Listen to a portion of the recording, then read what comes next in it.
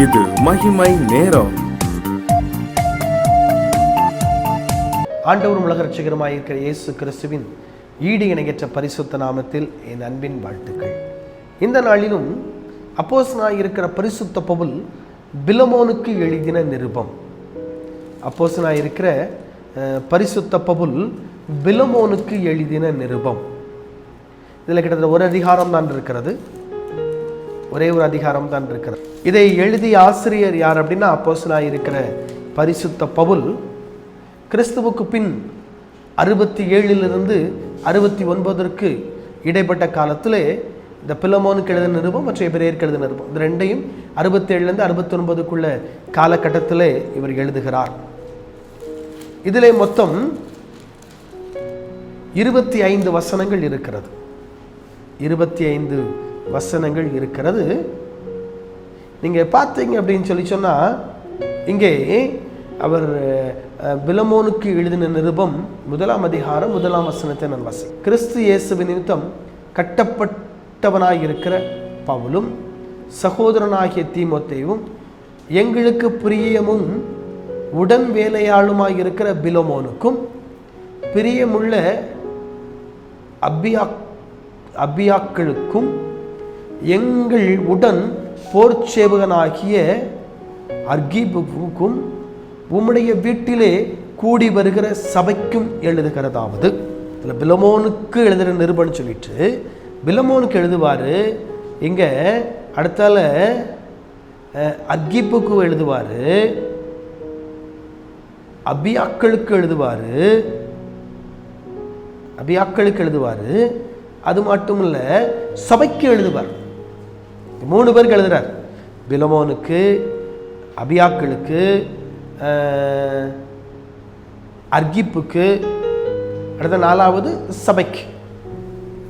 இந்த 4 பேருக்கும் இந்த நிருபத்தை எழுதும்போது சொல்வார், எப்பவும் சொல்ற மாதிரி கிருபையும் சமாதானம் உண்டாவதாக சொல்லிட்டு, கர்த்தராகிய இயேசு கிறிஸ்துவினாலும் எல்லா பரிசுத்தவான்களும் உள்ள உம்முடைய அன்பையும் உம்முடைய விசுவாசத்தை நான் கேள்விப்பட்டு என் ஜெபங்களில் உம்மை நினைத்து எப்பொழுதும் என் தேவனுக்கு ஸ்தோத்திரம் செய்து உங்களில் உள்ள சகல நன்மைகளுக்கும் தெரியப்படுத்துகிறதுனாலே உம்முடைய விசுவாசத்தின் அந்நியோன்யம் கிறிஸ்து இயேசுவுக்கு பயன்பட வேண்டும் என்று வேண்டுதல் செய்கிறேன்.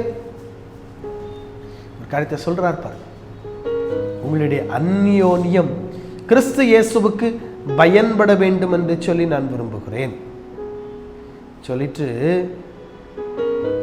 சொல்றாரு பாருங்க.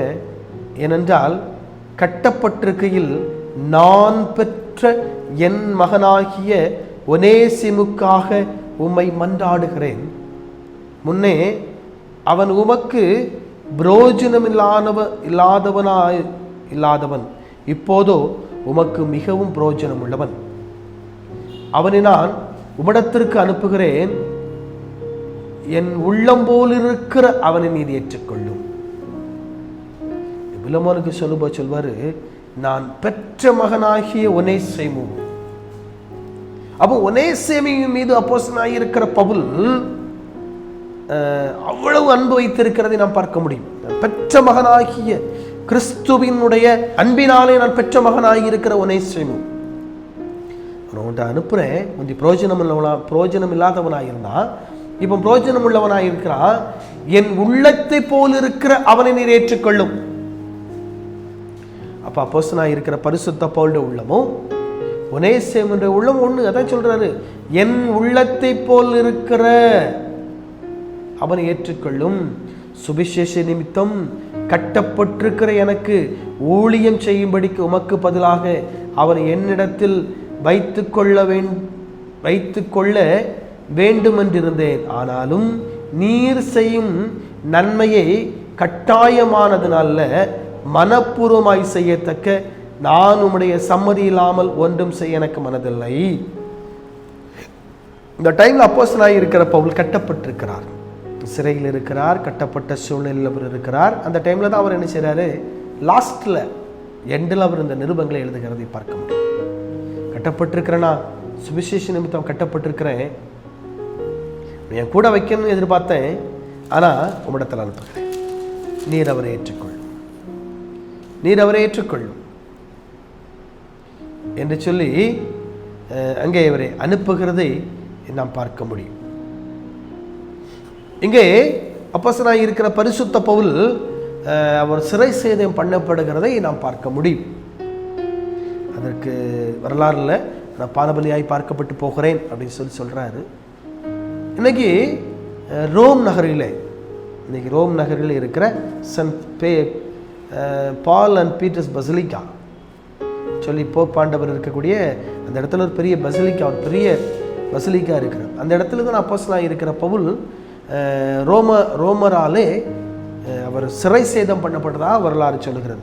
அந்த இடத்துல தான் எனக்கு ஒரு பெரிய தேவாலயம் இருக்கிறது, Saint Paul and Peter's basilica. 2 பேரும் அங்கே தான் இரத்த சாட்சியை மரித்ததாக வரலாறு சொல்லுகிறது. இங்கே இந்த அப்போஸ்தலனாய் இருக்கிற பவுல் கடைசியாக இங்கே இந்த நிருபத்தை அவர் எழுதி அனுப்புகிறதை நாம் பார்க்க முடியும். ஒனேசேமுக்காக பிலமோனிடத்தில் அவர் ஒரு நிருபத்தை எழுதி கொடுத்து அனுப்புகிறார்.